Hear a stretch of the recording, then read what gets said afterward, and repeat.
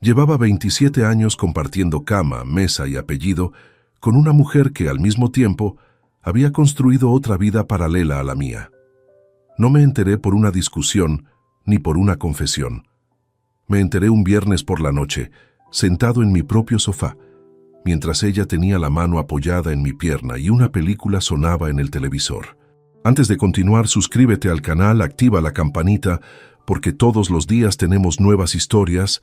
Deja tu like y cuéntanos en los comentarios desde qué ciudad nos estás viendo. Mi nombre es Ramón Telles Fuentes.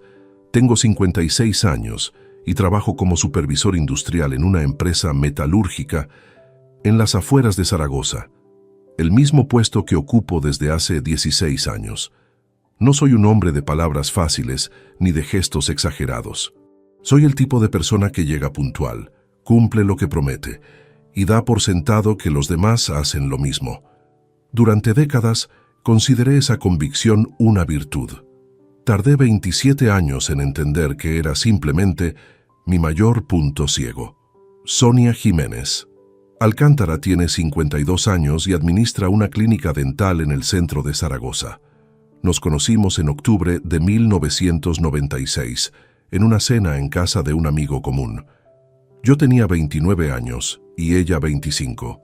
Recuerdo que aquella noche llevaba un jersey verde oscuro y que tenía una manera de reírse que hacía que cualquier otra conversación en la misma habitación quedara en segundo plano. Nos pusimos juntos 4 meses después de aquella cena. Adrián, nuestro hijo, nació en 1997, antes de que formalizáramos nada, cuando éramos demasiado jóvenes para planear y demasiado decididos para echarnos atrás. Nos casamos en 2001, cuando el niño tenía ya 3 años y medio. 27 años juntos, 24 de matrimonio. Esa diferencia siempre fue parte de nuestra historia, el detalle que Sonia contaba con cierta ternura cuando alguien preguntaba cómo nos habíamos conocido. El 14 de marzo de 2023 era un viernes sin nada especial. Salí de la fábrica a las 6:15 de la tarde. Paré en la gasolinera de la avenida a echar combustible. Compré 2 sándwiches envasados en la máquina del vestíbulo porque Sonia había dicho por la mañana que no tenía ganas de cocinar. Y llegué a casa antes de las 7. El piso olía a la colonia que ella usaba desde hacía años, una mezcla de cítrico y algo más cálido que nunca supe nombrar con exactitud. Durante 27 años, ese olor me había dicho que estaba en el lugar correcto. No volvería a decirme lo mismo después de aquella noche. Sonia estaba en el salón con el portátil sobre las rodillas, revisando un documento de la clínica. Levantó la vista cuando entré por la puerta. Me preguntó cómo había ido el turno y yo respondí lo que llevaba años respondiendo. Bien, sin novedades. Cenamos en el sofá. Pusimos una película que ninguno de los dos eligió con convicción, de esas que aparecen en la pantalla de inicio y uno acepta simplemente para no debatir. Sonia tenía los pies recogidos debajo del cuerpo, como siempre que estaba cómoda. Su teléfono descansaba sobre la mesa de centro, boca arriba, con la pantalla mirando al techo. Eran las 22:14 cuando la pantalla se iluminó. Lo sé con exactitud porque en ese momento miraba el reloj del microondas desde el sofá, calculando si merecía la pena quedarme despierto hasta el final de la película. El resplandor del teléfono fue lo primero que capté con el rabillo del ojo. Sonia no lo vio. Tenía la mirada fija en el televisor justo en ese instante. Desde el ángulo donde yo estaba sentado, a su izquierda y ligeramente adelantado, la pantalla quedó perfectamente legible para mí. El nombre que apareció era Víctor H. Víctor Herrero Palomino, 49 años, ingeniero freelancer, un hombre al que conocía desde hacía 21 años, que había estado en mi boda, que había sostenido los anillos y brindado por nosotros delante de 80 invitados, que había comido en nuestra mesa más veces de las que podría contar. El padrino de mi matrimonio debería haber apartado la vista.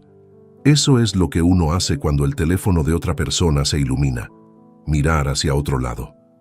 Pero no lo hice, no por sospecha ni por desconfianza, sino porque el texto estaba ahí, delante de mí, antes de que mi cerebro terminara de decidir que debía ignorarlo. El mensaje decía: ¿Ya estás en cama con él? Odio cuando no puedo tenerte para mí.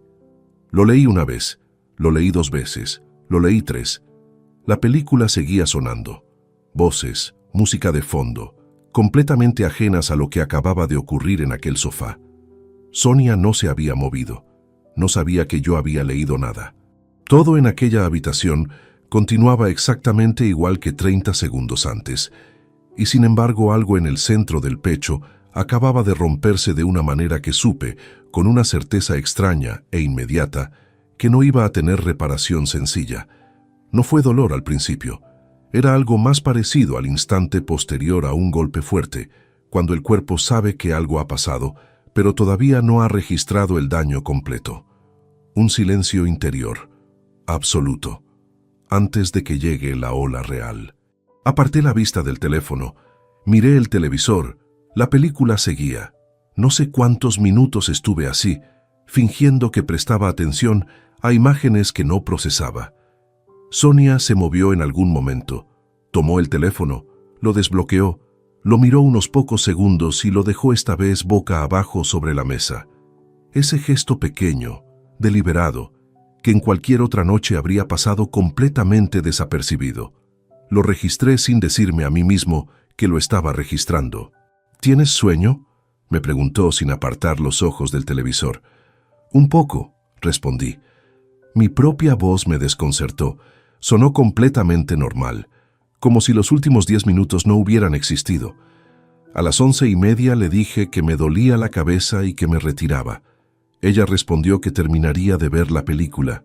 Me levanté, recogí los vasos, los llevé a la cocina, apagué la luz del pasillo y entré en el cuarto de hóspedes. No en nuestra habitación. No habría podido estar a su lado aquella noche, aunque lo hubiera intentado con todas mis fuerzas. Me senté en el borde de la cama, en la oscuridad completa, con las manos sobre las rodillas y el silencio del pasillo apretando desde afuera. Víctor Herrero, el hombre que había alzado la copa en mi boda y dicho, delante de todos, que Sonia y yo éramos lo mejor que cada uno tenía. El que me había llamado hermano en más ocasiones de las que era capaz de recordar, el que había estado presente en cada momento importante de los últimos 21 años. Yo le había creído, cada vez, sin dudar un solo instante. El ruido apagado del televisor llegaba desde el salón. Sonia seguía ahí, a 15 metros de distancia, terminando de ver la película que ninguno de los dos había elegido realmente. No lloré, no aquella noche. Me quedé sentado en aquel silencio durante más de 1 hora, dejando que la realidad se asentara con la lentitud brutal que tienen las cosas que uno no quiere terminar de aceptar del todo. Y antes de que el sueño me venciera, tomé la primera decisión que importaba. No diría nada. Todavía no. Necesitaba saber exactamente cuánto de lo que había construido en 27 años había sido real y cuánto había sido simplemente lo que me habían dejado ver. La cama del cuarto de huéspedes tiene un colchón más duro que el de la habitación principal. Lo sé porque lo noto cada vez que algún familiar viene de visita y luego se queja discretamente. Aquella noche lo noté también, pero no era el colchón lo que me impedía cerrar los ojos. Sonia apagó el televisor a las 12:20. Lo escuché desde el pasillo, el silencio que llega cuando cesa el murmullo constante de fondo que ni siquiera registras hasta que desaparece. Después, sus pasos. El grifo del baño. La puerta de la habitación principal cerrándose con ese sonido suave que hace cuando alguien la empuja sin prisa. Me quedé inmóvil.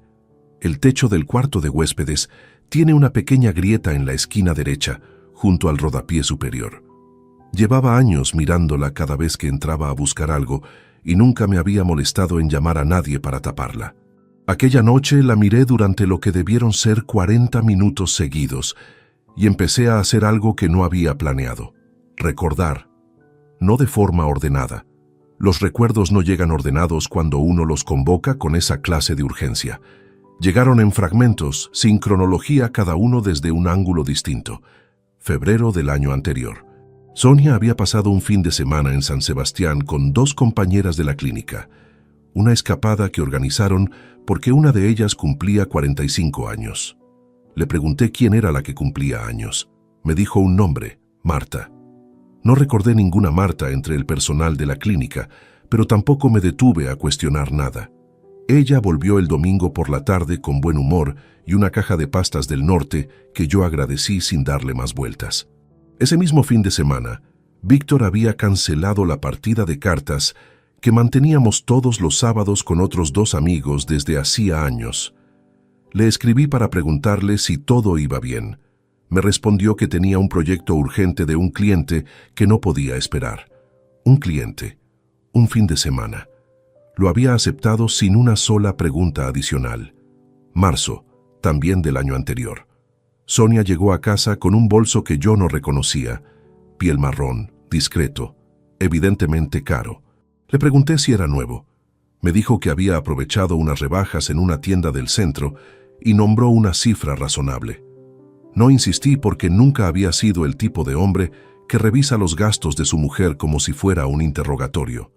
Tendría que haberlo preguntado de otra manera, no por desconfianza, sino porque el bolso no tenía etiqueta. Los artículos rebajados siempre tienen etiqueta. Seguí revisando. Las noches en que ella revisaba el móvil en el baño, cosa que yo había atribuido al insomnio y a no querer molestarme con la luz encendida. La vez que contestó una llamada en el balcón en enero, con 3 grados bajo cero, diciendo que había demasiado ruido en el salón. Los domingos en que parecía levemente ausente durante el almuerzo, sentada a la mesa, pero con la mirada fija en un punto que nunca supe identificar. Ninguno de esos momentos, aislado, significaba nada concreto. Eso es precisamente lo que hace tan difícil digerirlo. Que cada pieza, sola, tiene una explicación perfectamente razonable. La traición no se construye con gestos evidentes que cualquiera puede detectar. Se construye con inconsistencias tan pequeñas que nadie en su sano juicio las catalogaría como señales de nada. Eran las 3 de la mañana. Me levanté, fui a la cocina descalzo, bebí agua de pie frente al fregadero. La calle estaba completamente quieta. Un único coche pasó mientras yo apoyaba los nudillos sobre la encimera de mármol, fría incluso en marzo, y miraba sin ver el jardín trasero que había tardado 2 veranos en arreglar con mis propias manos. Pensé en los años que llevaba en aquella fábrica haciendo turnos largos para mantener la hipoteca al día. Pensé en las veces que había llegado agotado después de 12 horas de planta y me había quedado dormido antes de llegar a la cena. Sonia me había dicho en alguna de esas noches que yo estaba siempre en otro sitio. Probablemente tenía razón. Pero estar en otro sitio para pagar las facturas no era lo mismo que construir una vida paralela a espaldas del otro, y confundir ambas cosas era una trampa en la que no tenía ninguna intención de caer. Recordé la boda. Mayo de 2001, en una finca a las afueras de la ciudad que habíamos reservado con 9 meses de antelación. Víctor había dado un discurso breve, sin notas, mirando directamente a los invitados. Había dicho que Sonia era la clase de persona que convertía cualquier lugar en hogar, y que yo era afortunado de haberla encontrado. Todos habían aplaudido. Yo también, con las manos todavía frías de los nervios de la ceremonia. En la cocina a las 3 de la mañana, ese recuerdo tenía una textura completamente distinta. No sentí rabia todavía. Lo que sentí fue algo más parecido a la sensación de cuando uno pisa un escalón que no está donde debería. Un desplazamiento brusco, casi físico, que te deja unos segundos sin saber bien dónde colocar el peso. 27 años de vida construidos sobre una base que, al menos en parte, no era lo que parecía. Esa certeza era demasiado nueva como para procesarla de una sola vez. Volví al cuarto de huéspedes. Antes de intentar dormir, tomé la única decisión que me parecía sensata. No diría una sola palabra. No esa mañana, no al día siguiente, no hasta tener en las manos algo más sólido que una notificación leída de refilón. Un mensaje podía tener, en teoría, alguna interpretación alternativa. Pocas, casi ninguna con ese contenido, pero las palabras solas nunca bastan para lo que yo intuía que necesitaría cuando llegara el momento de moverme. Necesitaba saber cuánto tiempo llevaba ocurriendo.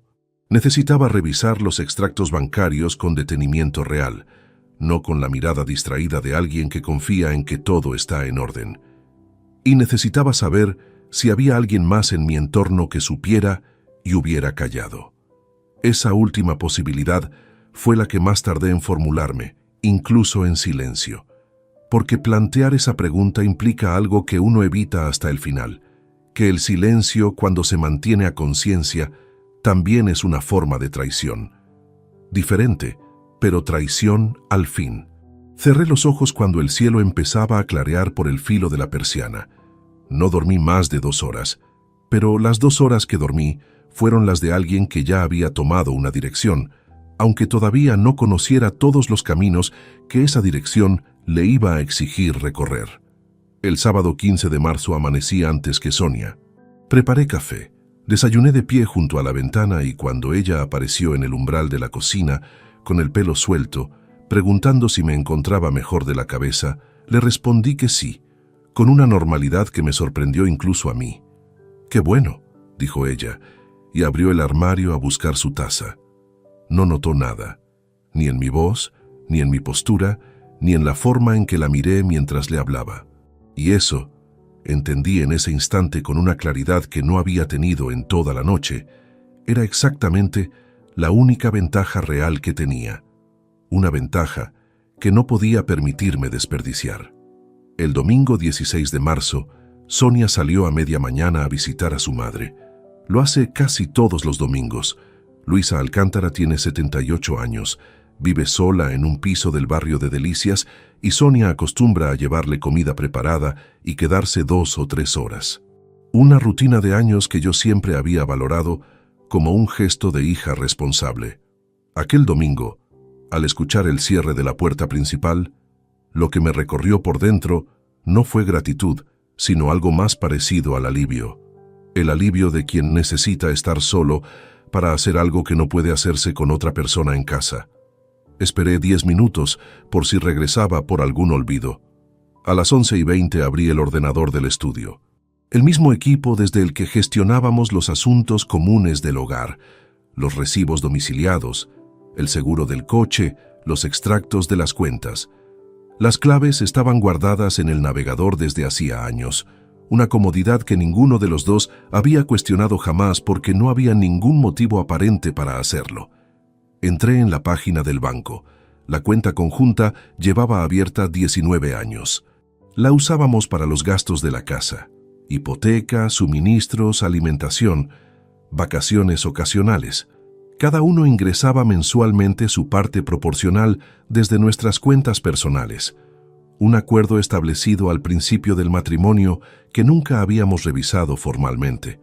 Fui directamente al historial de movimientos y lo amplié al máximo que permitía la plataforma: 36 meses, desde enero de 2020 hasta el presente. Los primeros meses eran completamente normales. El patrón de siempre: hipoteca a principios de mes, recibos de luz, gas y comunidad repartidos entre el 10 y el 15, compras del supermercado los viernes. Me moví con el cursor hacia adelante, mes a mes, y durante varios minutos no encontré ningún elemento que se apartara de ese ritmo habitual. Entonces llegué a mayo de 2020. Una transferencia: 250 euros. Número de cuenta de destino que no reconocí. El campo de descripción decía únicamente varios. Cualquier otro día lo habría pasado por alto. 250 euros pueden ser cualquier cosa.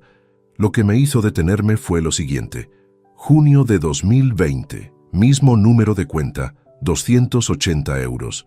Julio 300, agosto 320. El mismo destino.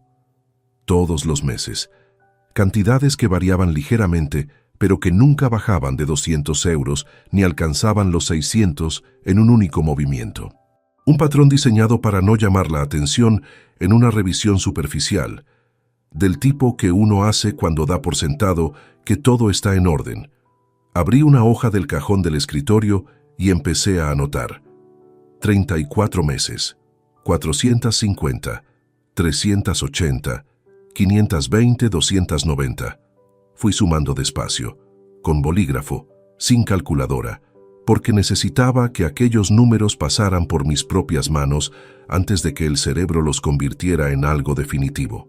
El total fue 38.400 euros.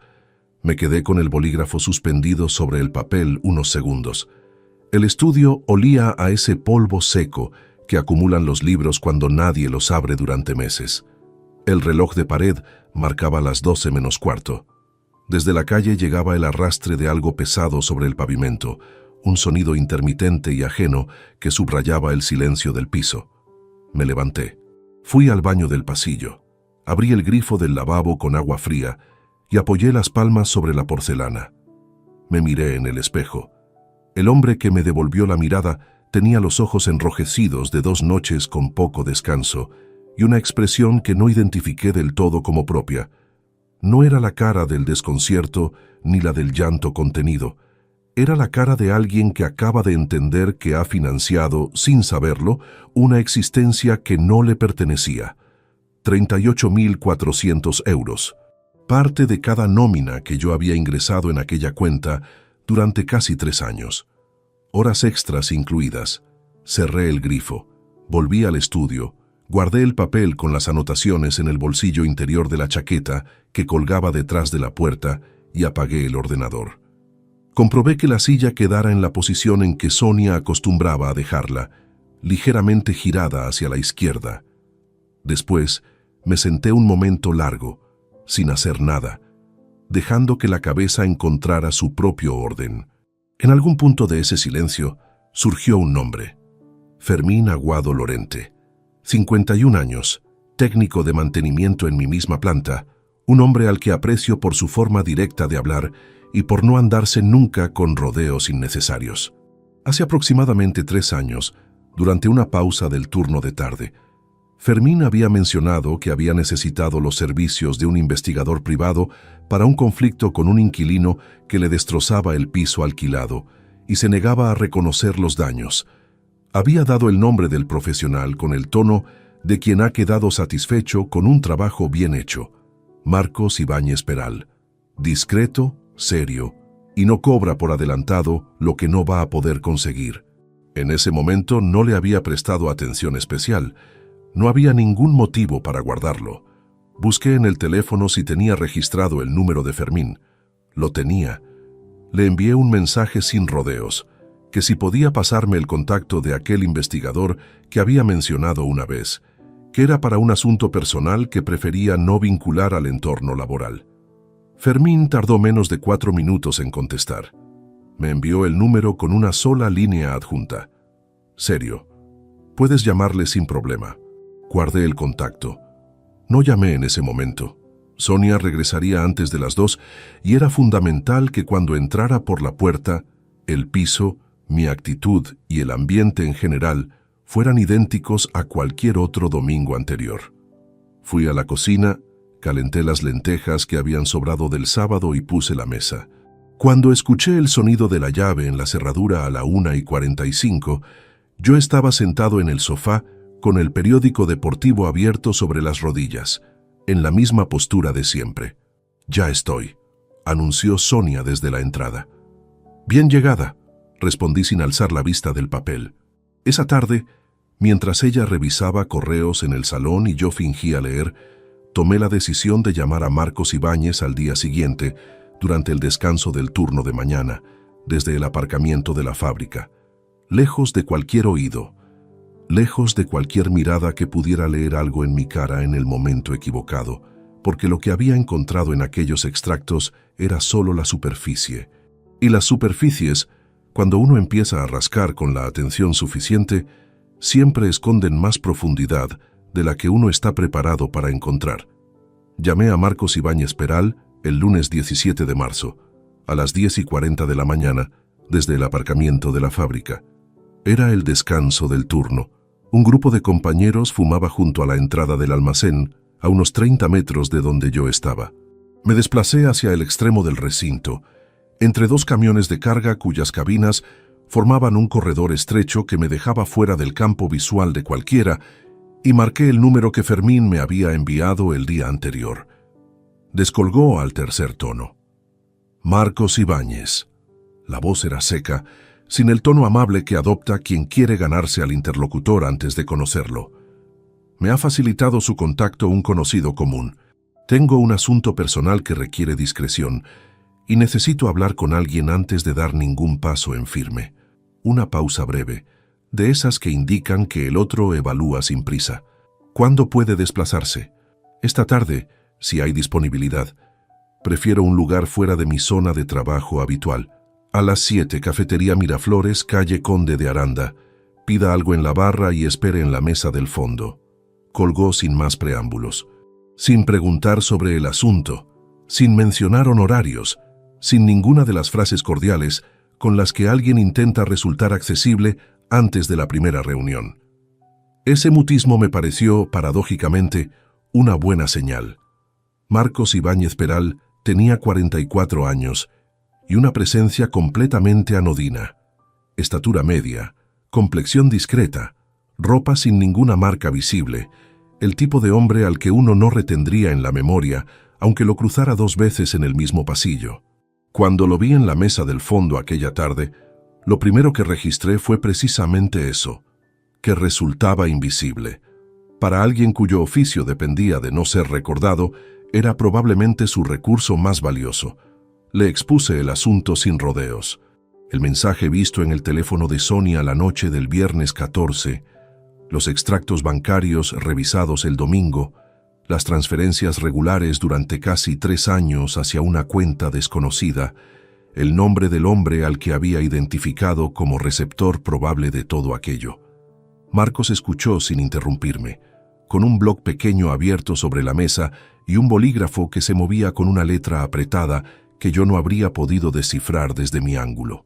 Cuando terminé, cerró el bolígrafo y me miró con esa expresión de quien ya ha escuchado versiones similares de la misma historia suficientes veces como para no necesitar mostrar reacción. 3 semanas para entregarte algo que tenga peso. Lo que encuentre tiene que ser documentable, no simplemente observable. Si necesitas rapidez sin garantías, no soy quien buscas. 3 semanas está bien. 90 € la hora de seguimiento activo, más desplazamiento si hay traslado fuera de Zaragoza. Factura detallada de cada jornada. No cobro lo que no pueda justificar por escrito. Le extendí la mano, la estrechó sin ningún gesto solemne y recogió el bloc. Salí de aquella cafetería a las 8 menos cuarto y conduje de vuelta a casa con la radio apagada. Sonia estaba en la cocina cuando entré, removiendo algo en un caso. Levantó la vista y me preguntó si había tenido el día pesado. Le respondí que el turno había sido largo y que tenía hambre. Cenamos, hablamos de cosas sin peso específico, y yo estuve presente en cada intercambio con la misma atención superficial de siempre, sin un solo gesto que delatara nada de lo que llevaba ocurriendo desde el viernes por la noche. Las 3 semanas que siguieron fueron las más lentas de mi vida reciente, no por lo que ocurrió durante ese periodo, sino exactamente por lo contrario. Nada cambió. Las mañanas con el café y el parte meteorológico en la cocina, las noches con alguna serie que ninguno de los dos seguía con atención real, los sábados con la compra y las llamadas familiares de siempre. Sonia no modificó ningún hábito visible. Revisaba el teléfono con la misma discreción de antes, respondía mensajes desde el baño en alguna ocasión concreta, llegaba de la clínica a su hora habitual. Yo lo observaba todo con una atención nueva, metódica, que me resultaba casi ajena a mí mismo, como si hubiera desarrollado una segunda capa de percepción que funcionaba en paralelo sin interferir con la primera. Marcos me envió un único mensaje a los 10 días. Seguimiento activo, sin novedades para comunicar todavía. Nada más.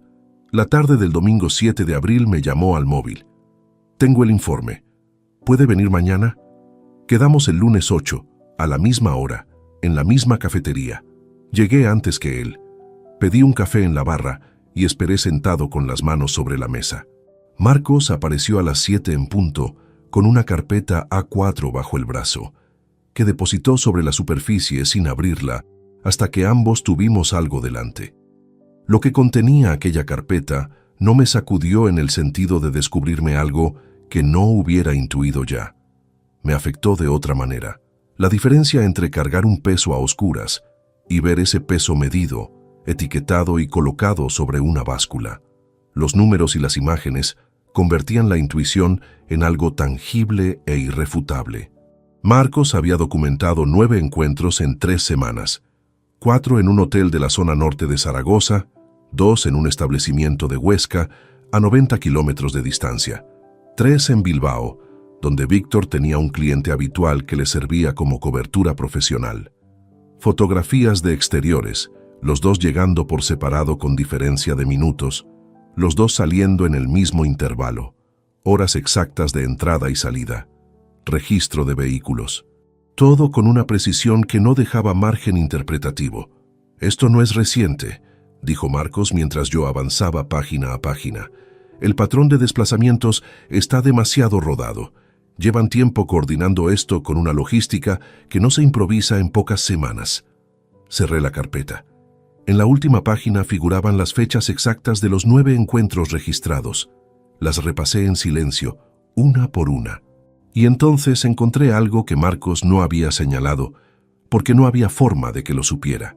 3 de esas fechas correspondían a turnos de refuerzo nocturnos que yo había cubierto voluntariamente en la planta ese mismo mes.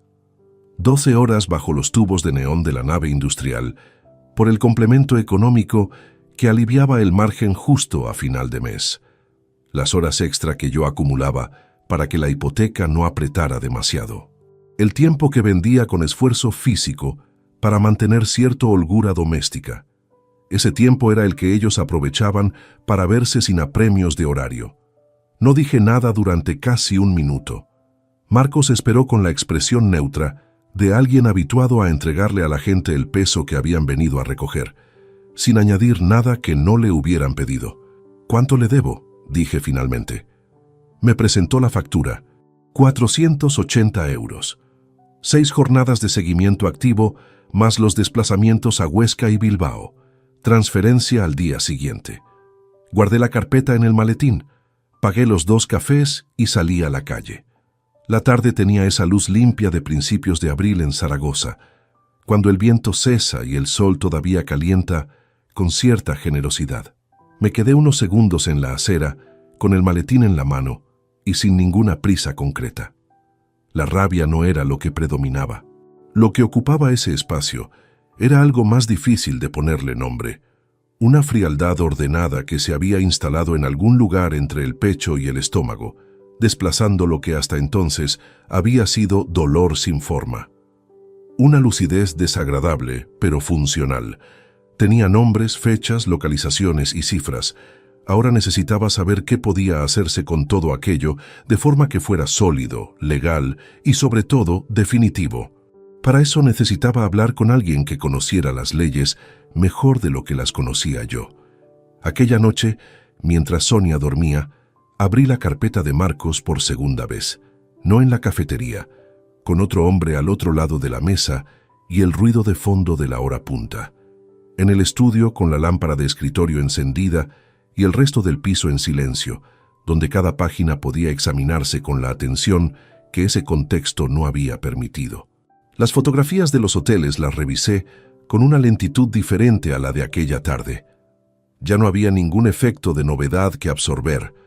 Lo que quedaba era el trabajo de asimilación que hace la mente cuando necesita convertir lo provisional en definitivo.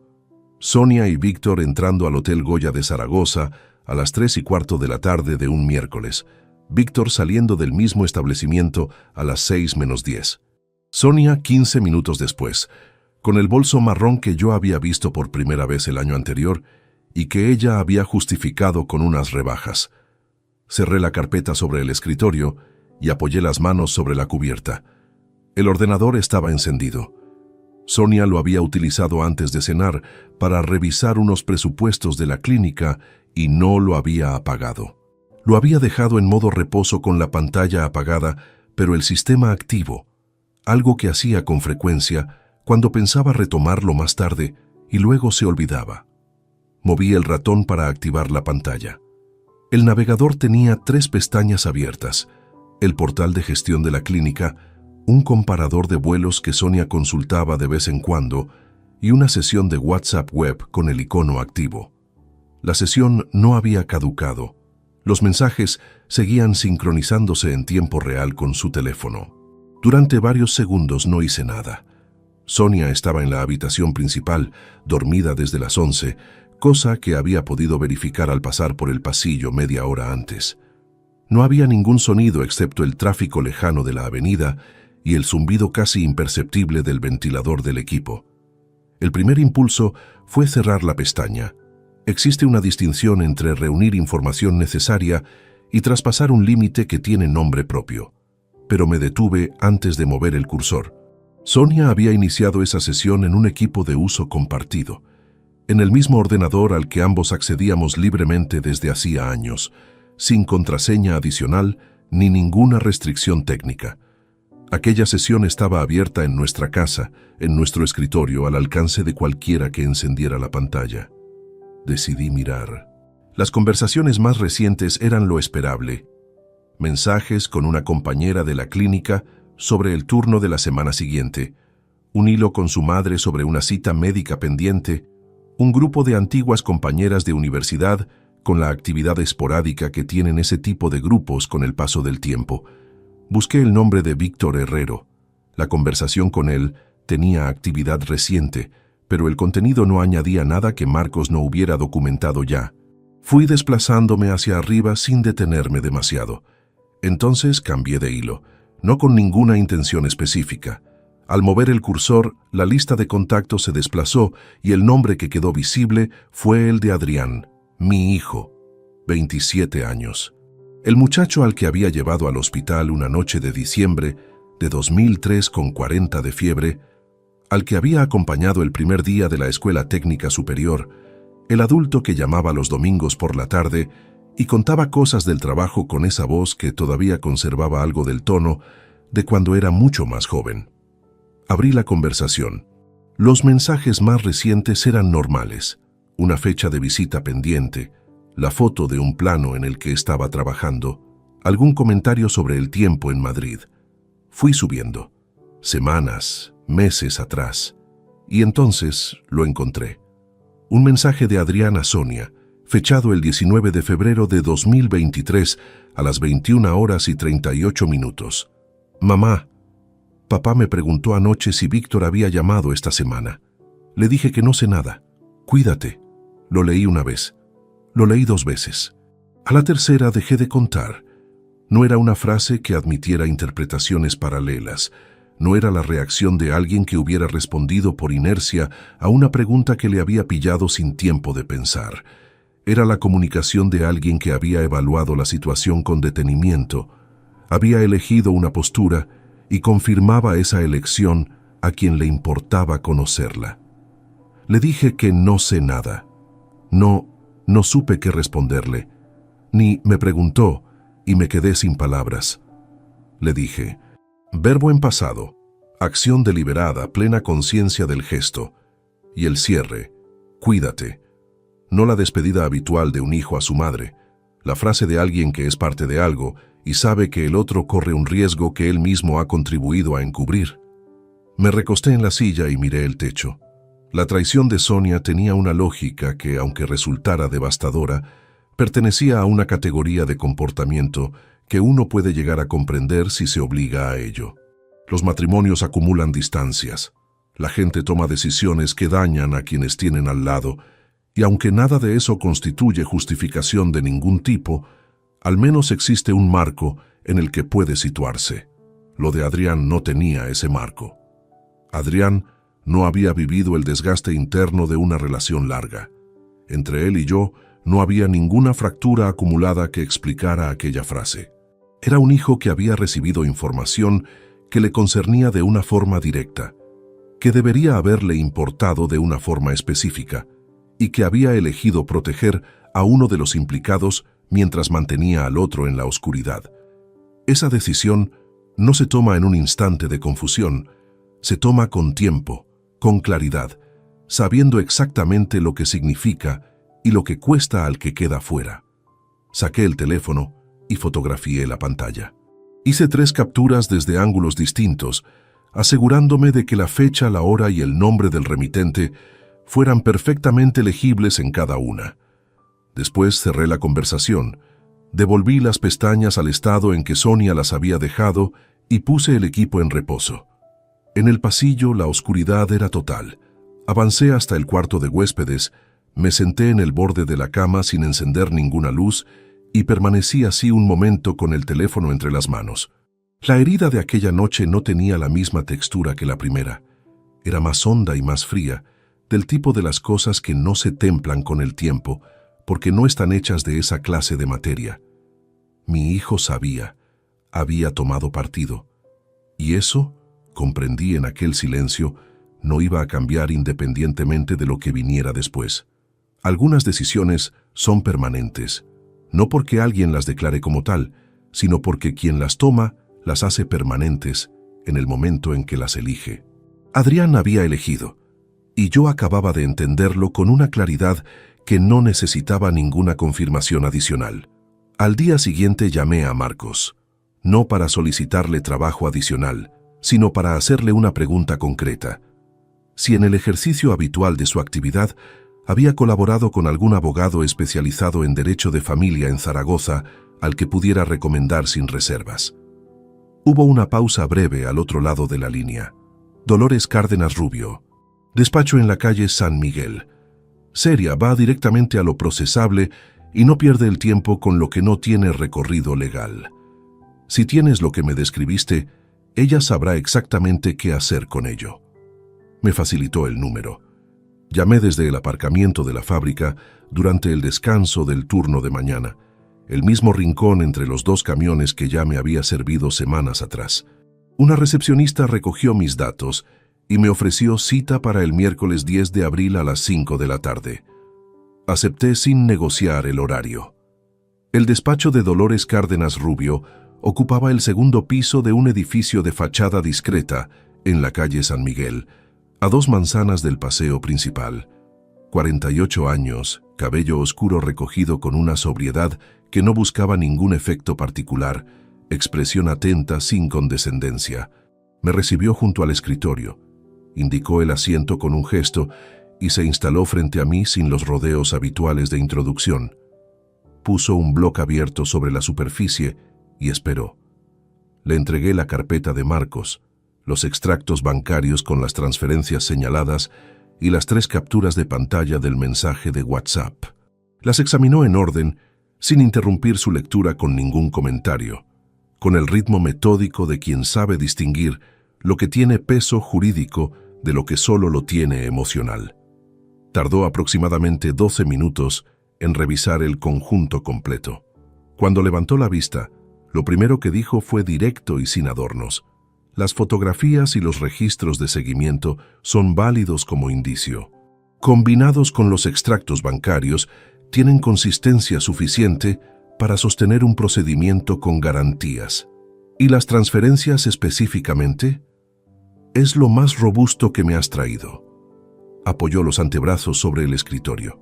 En el ordenamiento español existe la figura de la dilapidación del patrimonio conyugal. Si se acredita que fondos procedentes de bienes gananciales fueron destinados de forma sistemática a sostener una relación extramatrimonial, el juez puede considerarlo al establecer la liquidación de la sociedad. No opera de forma automática, requiere prueba y argumentación sólida. Pero con 3 años de transferencias regulares documentadas y los registros que sitúan al destinatario en contexto, hay base suficiente para solicitarlo. ¿Hay alguna estimación de lo que puede reconocerse?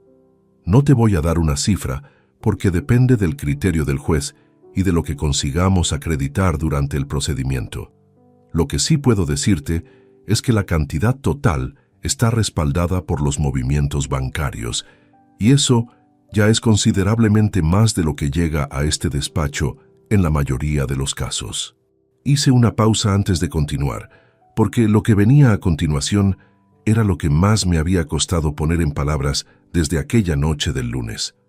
Tengo un hijo, 27 años. Hay constancia de que conocía la situación y tomó una postura activa para cubrirla. Dolores no alteró la expresión. Anotó algo en el blog. ¿Activa en qué sentido? Le mostré la captura del mensaje de Adrián. La leyó. La devolvió sobre la mesa, con el mismo gesto neutro con el que había revisado el resto del material. Esto no tiene incidencia directa en el procedimiento de divorcio. Tu hijo es mayor de edad. No existe custodia ni régimen de visitas que gestionar. Desde el punto de vista jurídico no es parte del proceso. Una pausa breve. Desde el punto de vista personal, eso es territorio tuyo.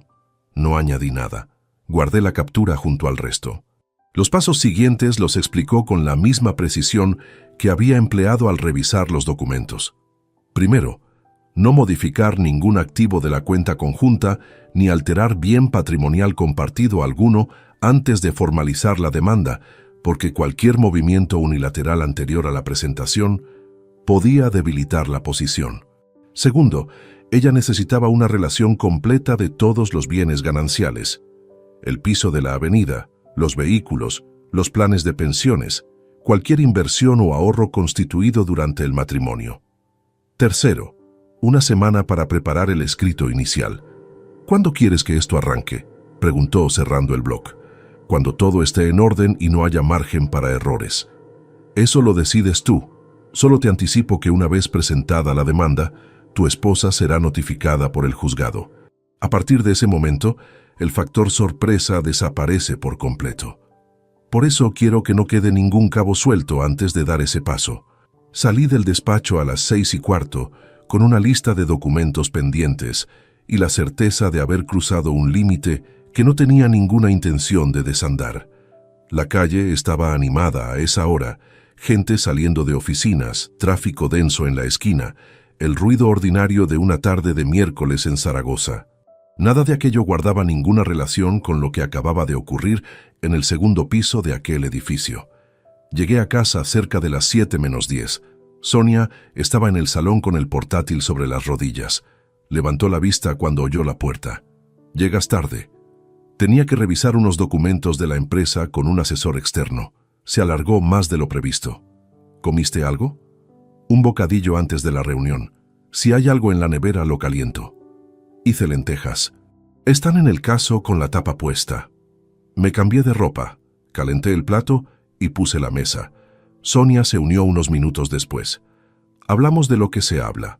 Una avería en la clínica que había retrasado el turno de tarde, el precio de ciertos productos que seguía subiendo sin explicación razonable, una llamada de su madre que se había alargado más de lo habitual.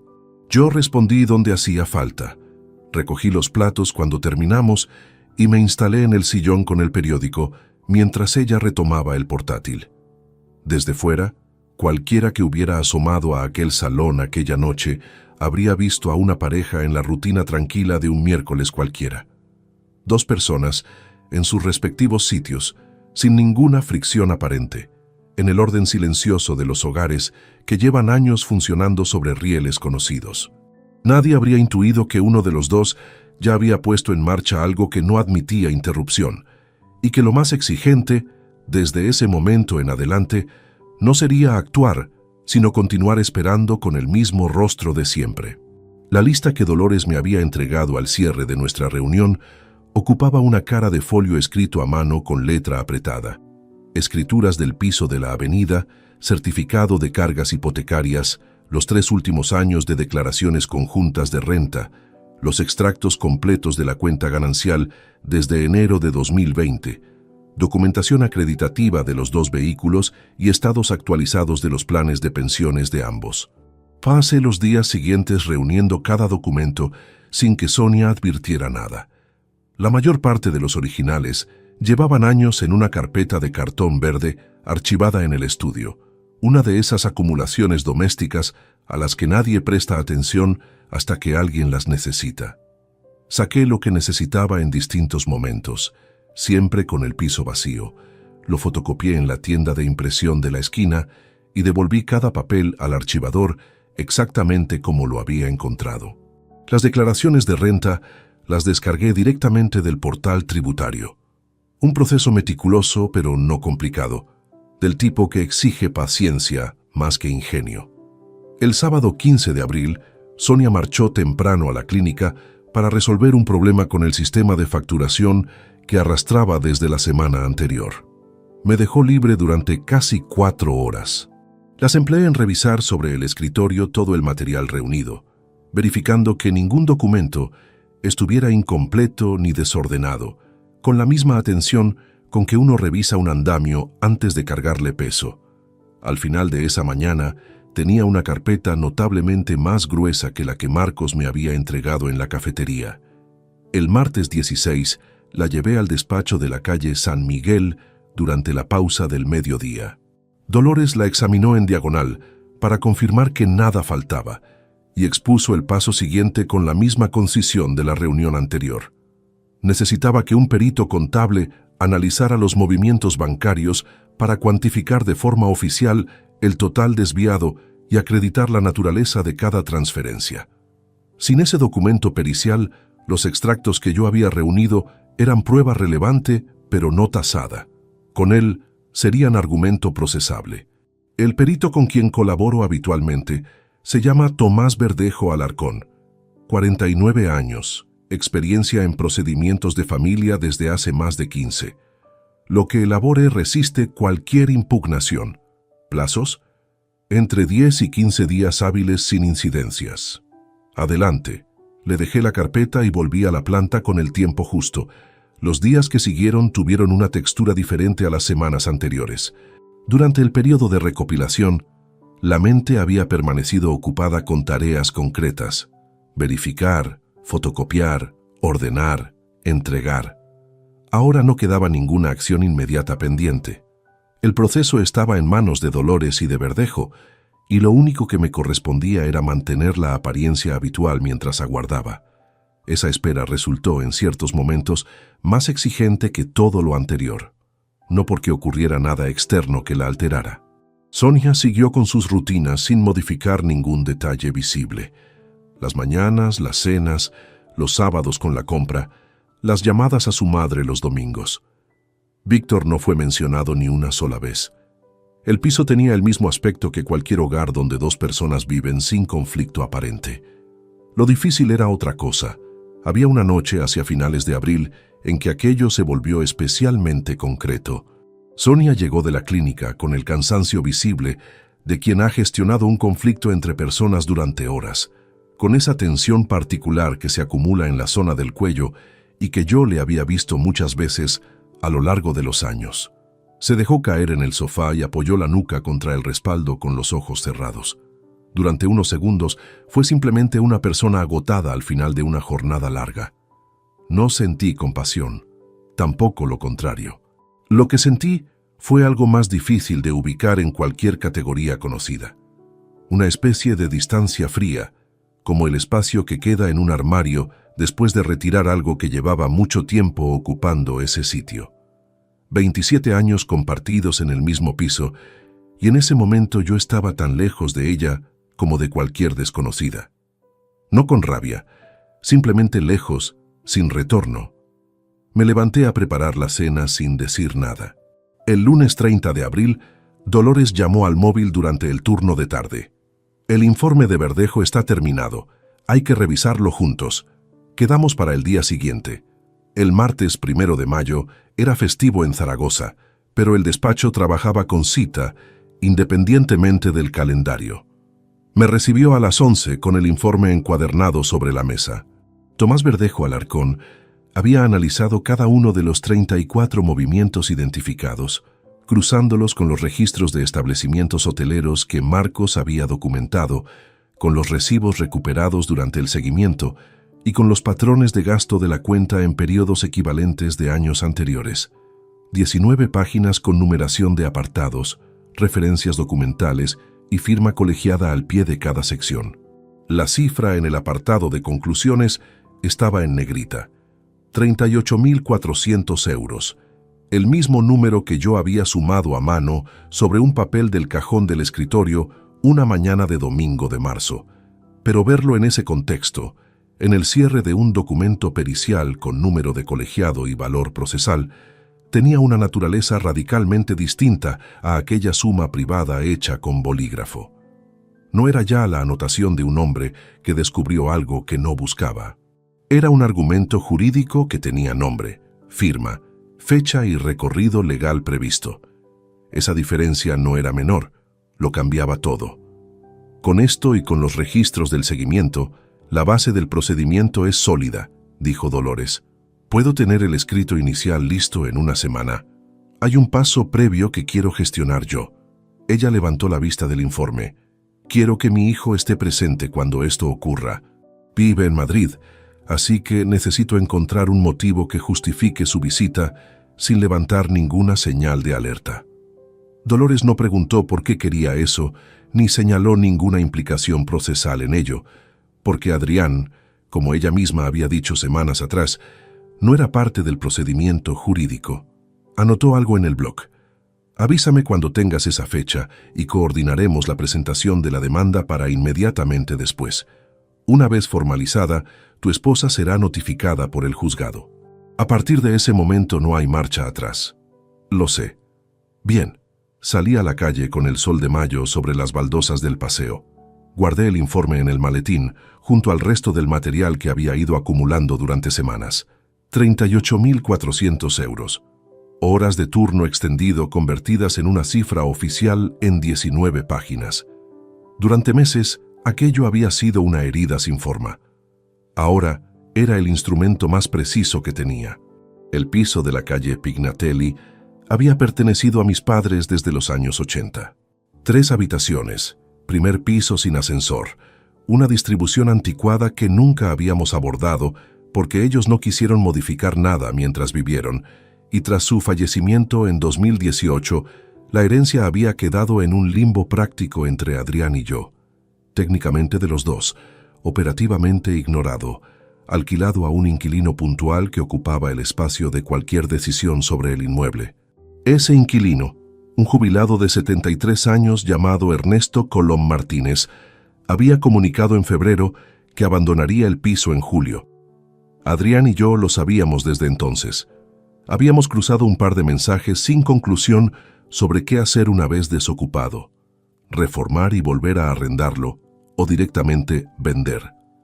Era una conversación que llevaba meses requiriendo presencia física y no cabía en el formato breve de un intercambio de texto. Un asunto real, completamente pendiente, sin ningún componente que levantara ninguna clase de sospecha. Era también el pretexto más natural del mundo para pedirle que viniera.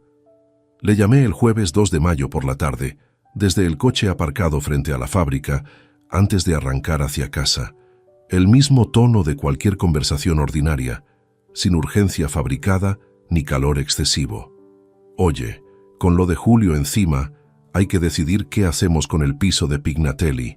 Colom deja las llaves en 4 semanas y no podemos seguir aplazándolo. Sí, tienes razón. Llevamos demasiado tiempo sin cerrar nada.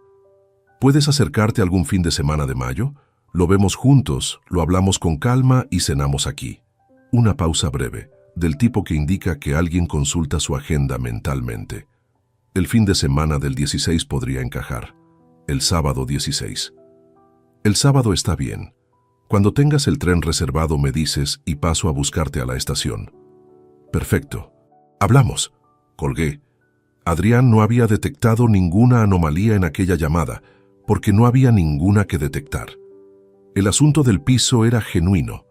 La necesidad de resolverlo era genuina, y el tono había sido idéntico al de cualquier otro intercambio en los últimos años. Eso era exactamente lo que necesitaba que fuera. Aquella misma tarde envié un mensaje a Dolores. Visita confirmada, sábado 16 de mayo, cena en casa por la noche. La respuesta llegó antes de 30 minutos. Entendido. Presento la demanda el lunes 19. Avísame si hay cualquier modificación. Todo estaba fijado con 2 semanas de margen. Los días que siguieron tuvieron una textura singular, diferente a cualquier período anterior desde aquella noche de marzo. La fase de recopilación había mantenido la mente ocupada con tareas específicas.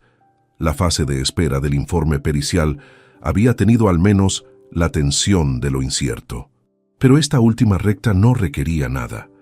Cada documento estaba en el despacho de Dolores, cada fecha acordada, cada paso siguiente definido. Solo quedaba llegar al sábado 16 sin tropezar en ninguno de los metros que lo separaban del presente. Esa clase de espera que no exige acción sino únicamente aguante, resultó ser la más difícil de sostener. Fue un miércoles por la mañana cuando ocurrió. El miércoles 7 de mayo, exactamente. Me había duchado antes de las 7 y bajé al recibidor a por la chaqueta de trabajo, que la noche anterior había dejado colgada en el perchero de la entrada. Al tomarla por las solapas para ponérmela, algo se desprendió del bolsillo interior izquierdo y cayó al suelo con un sonido seco sobre las baldosas, un rectángulo pequeño de papel, de los que uso en el escritorio del estudio para anotaciones de un solo uso. Al agacharme a recogerlo, vi lo que contenía escrito en mi propia letra: Cárdenas Rubio, C. San Miguel, 14 segundo. Sonia estaba en la cocina, a menos de 7 metros, preparando el desayuno. Me quedé en cuclillas con el papel entre el índice y el pulgar durante 2 segundos exactos. 2 segundos que bastaron para ordenar la respuesta con la misma frialdad que había ido construyendo sin ser del todo consciente durante semanas. Guardé el papel en el bolsillo. Me incorporé y terminé de abrocharme la chaqueta frente al espejo del recibidor. ¿Qué era eso? La voz llegó desde la cocina sin que ella se hubiera movido. ¿Había visto algo con el rabillo del ojo o había escuchado el golpe del papel al caer? ¿O simplemente prestaba la atención particular de quien lleva un tiempo en guardia sin reconocerlo del todo? No había forma de determinarlo. Tampoco cambiaba nada saberlo. Me giré con la parsimonia de quien responde una pregunta completamente irrelevante. Un papel del trabajo, la dirección de un asesor externo con el que tenemos que revisar un contrato de proveedor esta semana. Sonia asomó la cabeza al pasillo desde la cocina, con la taza entre las manos. Me observó durante un instante que duró algo más de lo habitual. ¿Y andas guardando eso en el bolsillo de la chaqueta? Lo anoté ayer por la tarde y no quería olvidarlo esta mañana. Una pausa de exactamente la duración adecuada. Ni demasiado corta, que habría resultado brusca, ni demasiado larga, que habría resultado elaborada. Sonia, no revises lo que cae de mis bolsillos. Aquello la detuvo, no por ningún tono agresivo, que no lo había habido, sino por la naturalidad completamente ordinaria de la réplica. Quien miente bajo presión tiende a justificarse en exceso o a cortarse antes de tiempo. Yo no había hecho ninguna de las dos cosas. Había respondido con la ligera incomodidad de un hombre al que le molesta que curioseen en sus asuntos de trabajo, y esa incomodidad era perfectamente real. No estaba revisando nada. Lo vi caer al suelo. Ya. Terminé de ajustarme el cuello frente al espejo. El café lo tomo rápido, tengo el turno a las 7:15. Entré a la cocina, serví el café, lo bebí de pie frente al fregadero. Sonia había vuelto a la mesa con el portátil y no dijo nada más. Cuando dejé la taza en el escurridor y cogí las llaves del gancho, me despedí con el mismo monosílabo de cualquier mañana ordinaria. Salí al rellano y cerré la puerta tras de mí. En el ascensor, durante los 4 pisos de bajada, apoyé los nudillos sobre la pared metálica de la cabina. Las manos temblaban levemente contra el frío del metal, no de forma visible, no con la sacudida de quien acaba de sufrir un susto, con esa vibración mínima e interna que el cuerpo produce cuando ha contenido durante varios minutos algo que pedía salida y no encontró ninguna. La voz, en cambio, no había variado ni en el tono, ni en la cadencia, ni en el ritmo. En ningún momento. 9 días. 9 días separaban ese miércoles del sábado 16 de mayo. Llegué a la fábrica a las 7:10. Fiché, me cambié al mono de trabajo y arranqué el turno con el mismo gesto de cualquier otra mañana. Nadie en aquella planta habría podido adivinar nada, y eso en ese punto del camino era lo único que importaba seguir sosteniendo. Los 9 días que separaban el miércoles 7 del sábado 16 de mayo los viví de una manera que no había experimentado en ningún periodo anterior desde aquella noche de marzo. Hasta entonces, cada etapa de espera había tenido alguna tarea pendiente que la estructuraba. Obtener el contacto de Marcos, revisar los extractos, reunir los documentos, entregar la carpeta a Dolores, aguardar el informe de Verdejo, fijar la fecha con Adrián. Siempre había un paso concreto al final que convertía la espera en un tránsito hacia algo. Esos 9 días, en cambio, no contenían ninguna gestión adicional. Todo estaba en orden. Dolores tenía el material completo en el despacho. El escrito de demanda descansaba preparado, listo para presentarse el lunes 19 en cuanto yo enviara la señal. Adrián había confirmado su llegada en el tren de las 12:30 del sábado. No quedaba nada por hacer excepto llegar. Fui a la fábrica cada día, cubrí el turno, comí en el comedor con los compañeros habituales y conduje de vuelta a casa. Sonia y yo cenamos juntos como siempre. Vi pasar la semana desde dentro como quien observa el agua desde la orilla. El movimiento era constante, pero la posición propia no cambiaba. Hubo una sola vez, el jueves por la noche, en que algo estuvo a punto de fracturar la superficie. Sonia entró al estudio mientras yo revisaba correos de la empresa. Se acercó por detrás sin que yo la oyera llegar y apoyó las manos en mis hombros, apretándolos brevemente con ese gesto que no requiere ninguna respuesta verbal. Un gesto de los de siempre, de los que durante años habían pasado completamente desapercibidos. Me quedé inmóvil durante el segundo que duró. No me aparté ni reaccioné de ninguna forma que pudiera leerse como rechazo. Emití un sonido vago que podía interpretarse como reconocimiento y seguí mirando la pantalla. Ella retiró las manos y salió del estudio sin añadir nada. Escuché sus pasos alejarse por el corredor. Eso fue todo. Pero fue suficiente para dejarme un rato largo frente al monitor sin procesar nada de lo que tenía delante. El sábado 16 de mayo amaneció con nubes bajas y una temperatura que no terminaba de decidirse, una de esas mañanas de primavera tardía que en Zaragoza conservan todavía algo del peso del invierno. Sonia salió a la compra temprano. Yo preparé el coche y a las 12 menos cuarto conduje hacia la estación de Delicias. El tren llegó con 4 minutos de demora. Adrián apareció entre el grupo de pasajeros con una mochila pequeña al hombro, el mismo abrigo gris del invierno anterior y esa manera de avanzar con el teléfono en la mano que había desarrollado desde que empezó a trabajar en Madrid, como si el ritmo de la capital le hubiera impreso una urgencia que no abandonaba del todo ni en los desplazamientos sin prisa.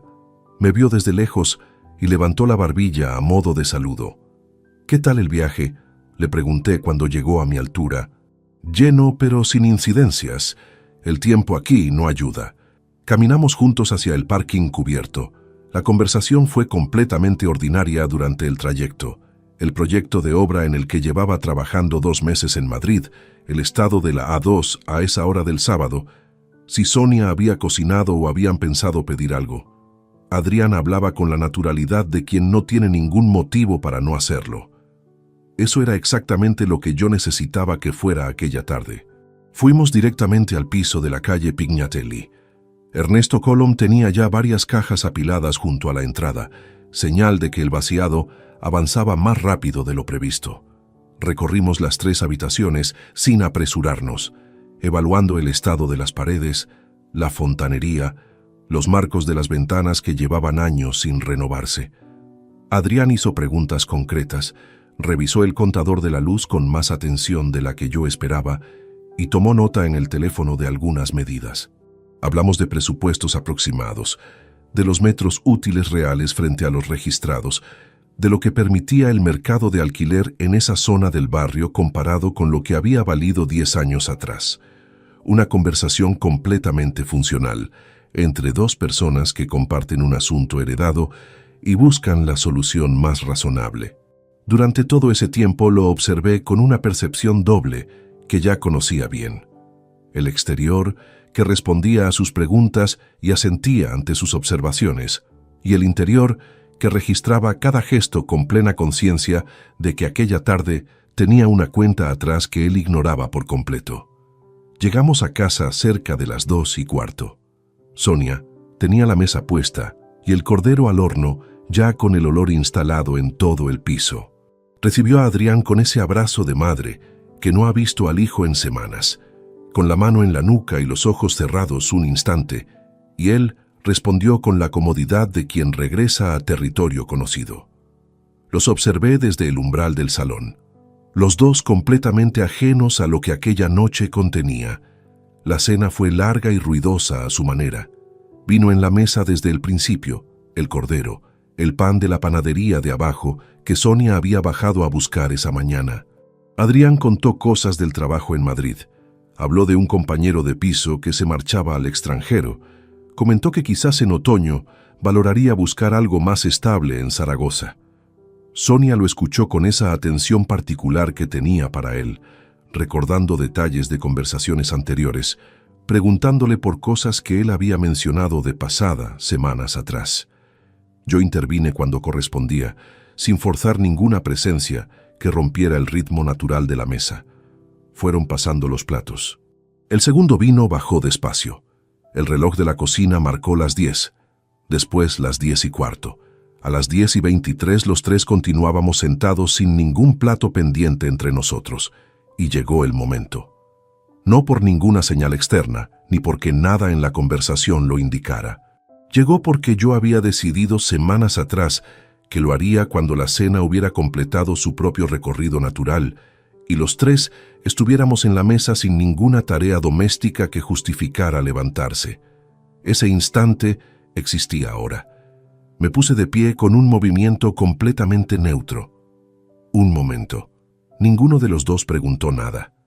Era la clase de frase que uno dice cuando va a buscar el postre a la cocina o recoge algún olvido del pasillo.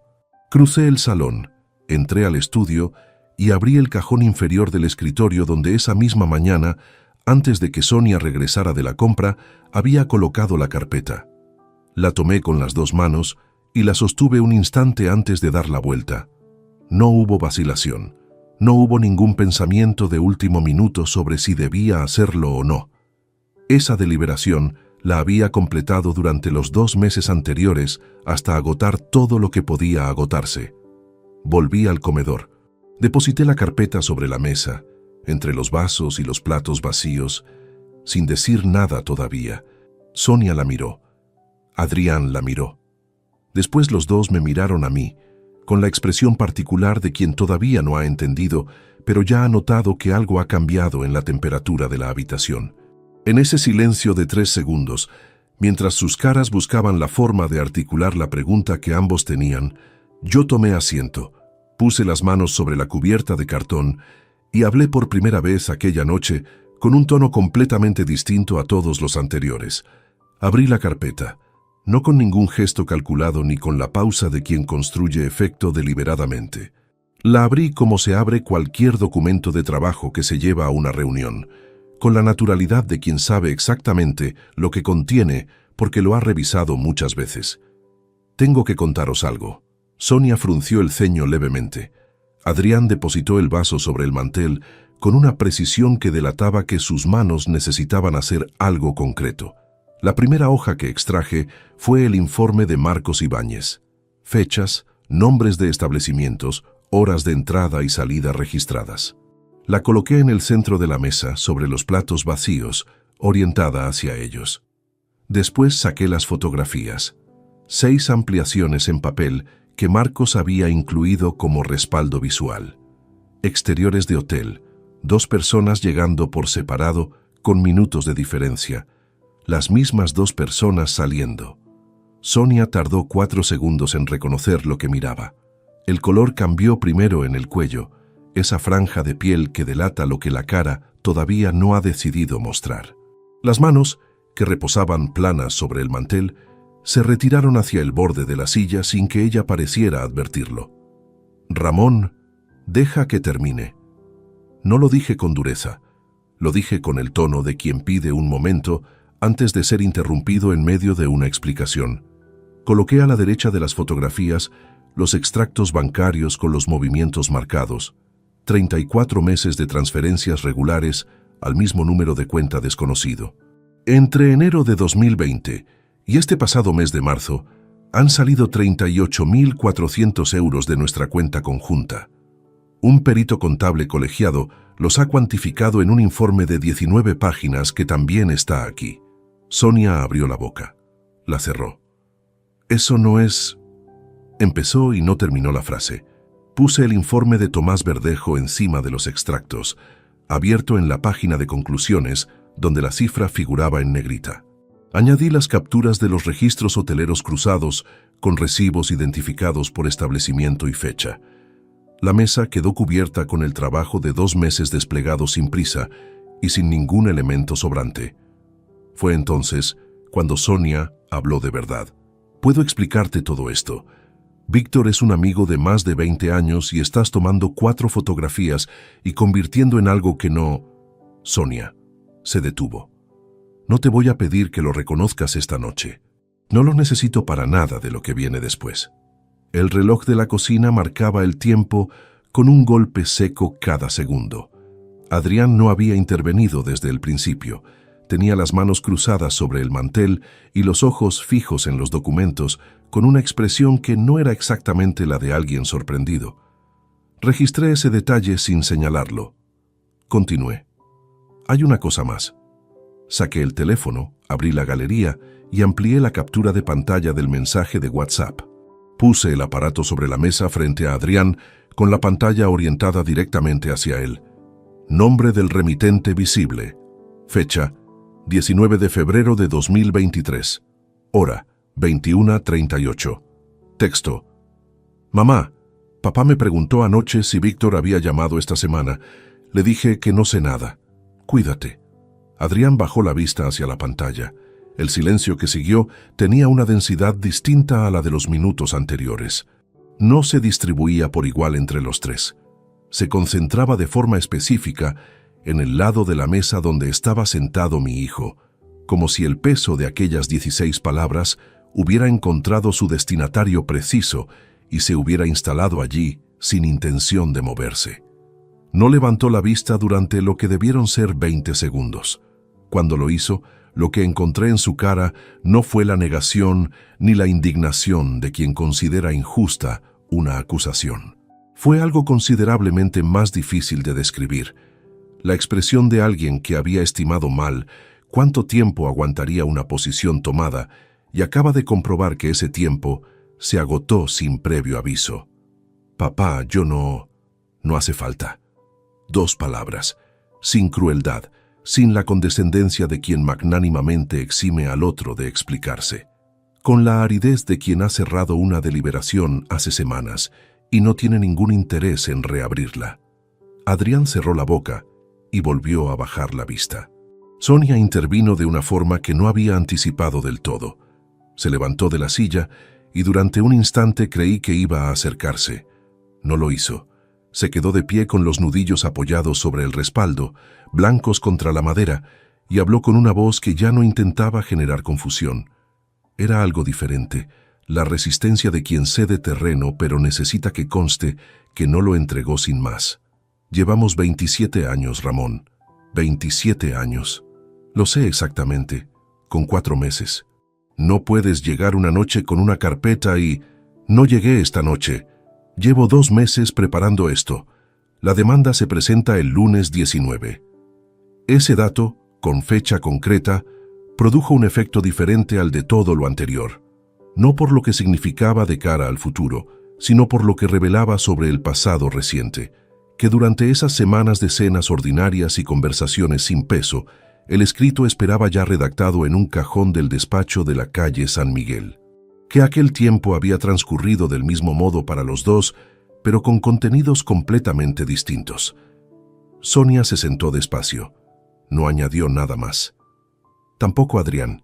Tenía la vista fija en algún punto entre la superficie de la mesa y la pared opuesta, con esa inmovilidad particular de quien no puede procesar algo con la velocidad que la situación le exigiría.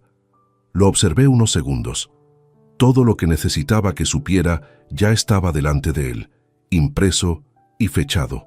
Ningún reproche verbal añadiría nada que aquellas páginas no hubieran dicho ya con más precisión de la que cualquier voz puede alcanzar. Recogí el teléfono. Devolví los documentos a la carpeta en el mismo orden en que los había extraído. La cerré. Me puse de pie. Cuando quieras te llamo un taxi, Adrián. El último tren a Madrid sale a las 12 menos cuarto. Tomé la carpeta bajo el brazo y atravesé el salón hacia el pasillo. Antes de doblar la esquina me detuve un instante en el umbral del comedor. Giré la cabeza y miré a Adrián una última vez. Sin rabia.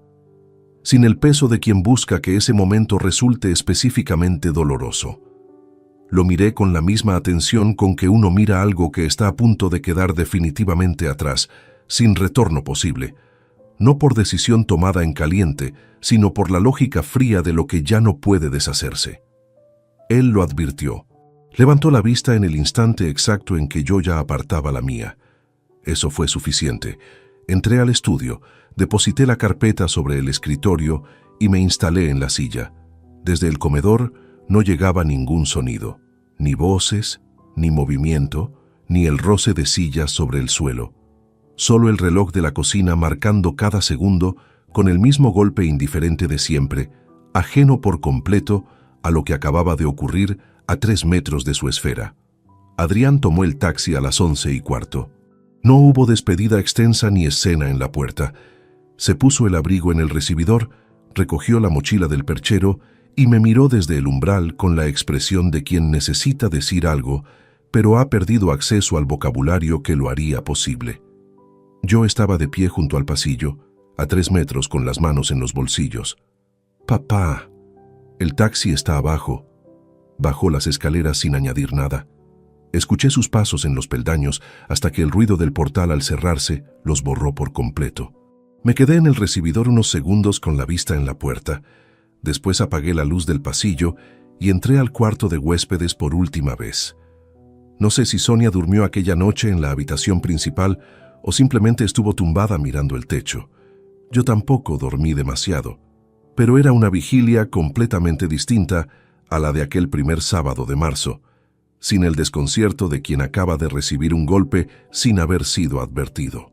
Era la vigilia de quien ha completado algo y todavía no ha aprendido a ocupar el silencio que eso deja detrás.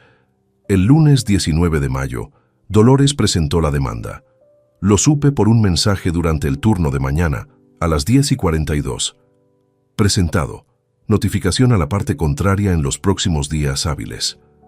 Guardé el teléfono, ajusté los parámetros del equipo que supervisaba en ese momento y continué el turno sin modificar ningún gesto hacia afuera. La notificación llegó a Sonia el jueves 22. Sé la fecha, porque cuando entré a casa aquella tarde, el ambiente del piso tenía una densidad diferente a la de cualquier jornada anterior. Ella estaba sentada en el salón, con el sobre abierto sobre la mesa y la expresión de quien ha estado aguardando algo que ya no puede esquivar. No dijo nada cuando crucé el umbral. Yo tampoco. Esa noche dormí en el cuarto de huéspedes sin necesidad de ninguna excusa, y al día siguiente contacté a Dolores para confirmar que podía buscar alojamiento fuera del domicilio familiar durante el proceso. Me confirmó que no había impedimento legal. El sábado 24 de mayo recogí lo esencial en 2 maletas y me instalé en un apartamento de alquiler en el barrio de Las Fuentes. 110 metros cuadrados, 4ª planta, muebles de uso que no me pertenecían y una terraza pequeña con vistas a un patio interior. El primer domingo que amanecí allí, con el café sobre la encimera y el ruido de una ciudad que no reconocía del todo desde ese ángulo nuevo, entendí que la vida que había llevado hasta aquel viernes de marzo ya no existía. No estaba deteriorada ni en proceso de reparación, sencillamente ya no existía. El procedimiento de divorcio se extendió durante 8 meses, no con la crispación que la gente imagina cuando escucha esa palabra, sin confrontaciones en los pasillos del juzgado ni audiencias de tono elevado. Dolores gestionó cada fase con la misma eficiencia metódica que me había mostrado desde la primera reunión. Sonia contrató a un abogado, Gerardo Valls Esteban, que presentó alegaciones razonables dentro de lo previsible. El informe de Tomás Verdejo resistió sin ninguna incidencia durante el proceso. La liquidación de la sociedad de gananciales avanzó según los términos que Dolores había proyectado desde el principio. En enero de 2024, el Juzgado de Familia de Zaragoza emitió sentencia. Ramón Telles Fuentes recibía el 50% de los bienes gananciales, más una compensación de 32.800 euros, reconocida por el juez como equivalente a la dilapidación del caudal común, acreditada en el informe pericial. No la totalidad de los 38.400, porque el criterio judicial raramente otorga el 100% de lo solicitado en estos procedimientos, Dolores me lo había anticipado desde el inicio. 32.800, dentro del margen real que los tribunales reconocen en casos de esta naturaleza, era un resultado sólido y respaldado. El piso de la avenida se adjudicó mediante acuerdo entre las partes. El importe resultante me permitió adquirir un apartamento propio en el barrio de Torrero. 3 habitaciones, tercera planta, orientación sur. Firmé las escrituras el 16 de febrero de 2024, solo ante el notario, con la misma serenidad con que se firma cualquier documento que lleva suficiente tiempo preparado. De Víctor Herrero supe, por vías que no busqué activamente, que él y Sonia estuvieron juntos menos de 4 meses tras la sentencia. El dinero que él había representado para ella durante años, la comodidad sostenida a costa de nuestra cuenta conjunta, ya no estaba disponible. Los hoteles de Bilbao y las escapadas a Huesca tenían un precio diferente cuando nadie los financiaba sin saberlo. Las cosas que se sostienen con el esfuerzo ajeno suelen revelarse como lo que son en el momento en que ese esfuerzo desaparece. No sentí ninguna satisfacción duradera al conocerlo. Quizás algo parecido durante 3 segundos, y después ya no quedó nada reconocible. Adrián llamó en 3 ocasiones entre junio y octubre de 2024. La primera vez, un martes por la tarde, dejé que el teléfono terminara de sonar. La segunda, un domingo de agosto que coincidía con mi cumpleaños, observé su nombre en la pantalla durante los 4 segundos que duró la llamada antes de derivarse al buzón.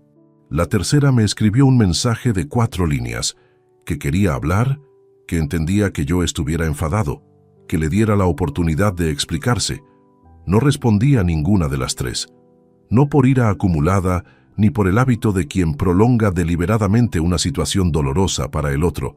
Lo que había decidido la noche del 16 de mayo no había nacido del calor de un momento, sino de algo bastante más frío y más permanente. La comprensión de que Adrián había tomado una determinación de persona adulta con plena conciencia de su alcance y que las determinaciones adultas generan consecuencias que no se negocian con el tiempo ni con 4 líneas bien construidas. Yo había sido el padre que merece otra consideración. Y sin embargo, él había elegido lo que eligió. Hay cosas que se comunican con palabras, hay otras que solo puede comunicarlas el silencio sostenido. Él recibiría el segundo tipo durante el tiempo que nos quedara. Tengo 57 años. El apartamento de Torrero tiene las paredes blancas y los radiadores que producen un leve golpeteo cuando arrancan cada mañana. La terraza del sur recibe el sol desde las 11 hasta cerca de las 4 en los meses buenos. Hay un bar en la esquina donde el café no es extraordinario, pero el hombre que lo prepara conoce mi nombre desde la segunda semana. Trabajo en la misma planta. Llego puntual, cubro el turno. Vuelvo a casa con la conciencia sin ningún peso que no sea mío. Una mañana de marzo pasado, al salir hacia el turno con el abrigo todavía sin abotonar, me detuve un instante en la terraza. El sol golpeaba la barandilla de hierro con esa claridad específica que tiene en Zaragoza cuando la primavera no ha terminado de instalarse. Ruido de palomas en el alero del edificio de enfrente. El olor del café que había dejado en la cocina mezclándose con el frío limpio del exterior.